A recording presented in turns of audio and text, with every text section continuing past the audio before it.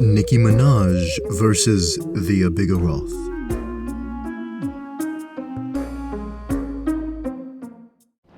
It was a grim Saturday in October. Rain beat against the mansion windows in icy torrents. It was gray and dreary, and the wind moaned like the souls of the damned along the crooks of the walls. Nicki Minaj stood in the atrium, the light from the chandelier above glittering all about the marble floor. For all her fame and beauty, she had been reduced to a grave, haunting figure in a matter of days. Her husband had went on a long trip. The house helpers had been calling in sick. Even the mailman didn't want to come. And just as everything in the mansion seemed to suddenly be rotting, a storm had settled above her neighborhood for the past 2 days. The box that appeared in her atrium 3 weeks ago still sat on the floor, since no one would touch it. It was an inconspicuous box, a normal 10 by 10 by 10 parcel wrapped cleanly in postal orange paper. To Nicki Minaj, from Heart. She was holding a steak knife in one hand. The grandfather clock on the second floor ticked. The wind blew. The box did nothing.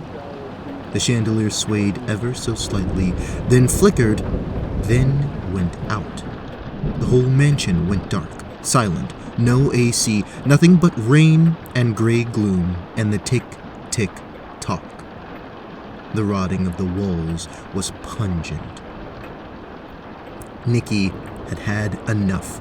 She plunged the knife into the box. All at once, she realized she wasn't alone in the mansion. She turned. Nothing. She shivered. It was getting closer. Turn. Look. Nothing. Turn. Look. Nothing. Closer and closer was the nothing, until she swung her free hand, and the solid silver nail extensions dipped in holy water glinted in the stormlight.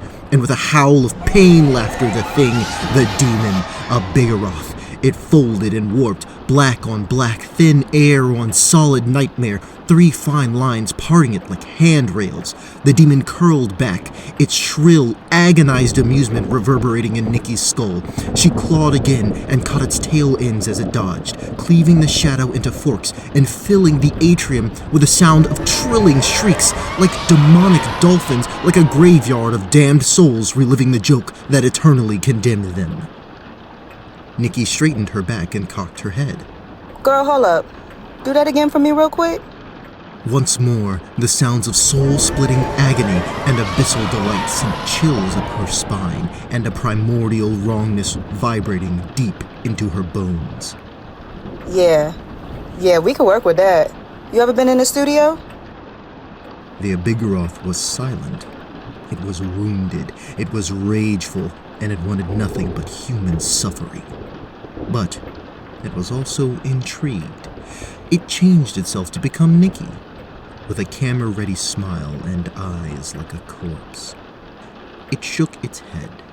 Girl, follow me. We finna make a track. The 2 Nickis descended into the bowels of the mansion. It was, of course, a deadly trap. But how so and for whom is yet to be seen.